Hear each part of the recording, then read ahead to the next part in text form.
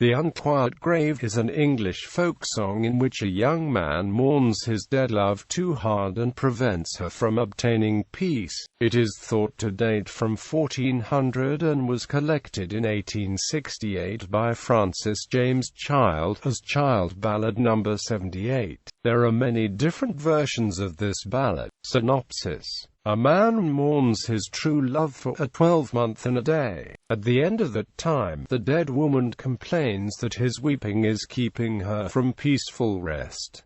He begs a kiss. She tells him it would kill him. When he persists wanting to join her in death, she explains that once they were both dead, the hearts would simply decay, and that he should enjoy life while he has it. Variants. The version noted by Cecil Sharp ends with "When will we meet again? When the autumn leaves that fall from the trees are green and spring up again." Variants and images of old broadsides can be found at Joe Offer's copy of the Folk Info archive. The song is played to different melodies, one of which is that used by Dives and Lazarus. Many verses in this ballad have parallels in other ballads: Bonnie Be Hom, Sweet William's Ghost, and some variants of the TWA brothers. The motif that excessive grief can disturb the dead is found also in German and Scandinavian ballads, as well as Greek and Roman traditions. We play a version featuring a woman weeping for a dead man on the 1997 album The Mollusk, entitled Cold Blows the Wind. Recordings.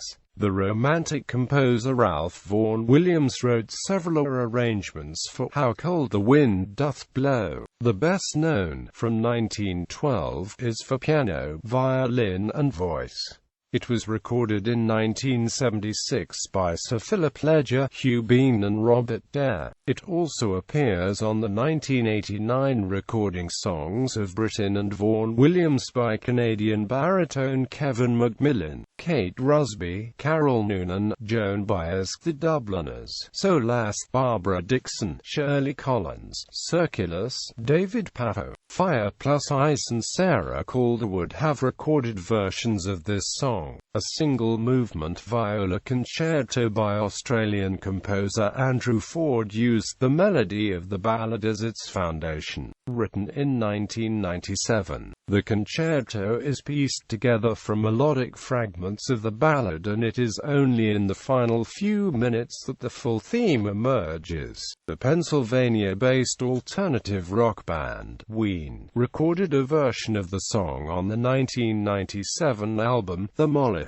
The gothic, darkwave band Faith and the Muse recorded a version on the debut Illyria in 1994. The folk rock group Steel Eye Span recorded a version on the 2009 album Cogs, Wheels and Lovers. Electro-noir artist Alien Skin, formerly with Real Life, recorded his version on the 2010 album The Unquiet Grave. Orcadian singer Chris Drever recorded a version of this song to music of his own on Lau's album Lightweights and Gentlemen in 2009. The 11-piece folk band Bellowhead recorded a cover of Ween's version for their album Hedonism in 2010. Electronic arrangement by Vladislav Korolev, sung by Laurie Wilkeem Fredriksson, premiered on April 13, 2013. The German electronica darkwave band Helium Vol included a rendition on the 2013 album Woeen. British folk singer-songwriter Elliot Morris included an arrangement of Unquiet Grave on his 2013 EP Shadows and Whispers. British medieval folk rock band Griffin recorded their interpretation of the ballad using the Dives and Lazarus melody on the 1973 debut album, Griffin.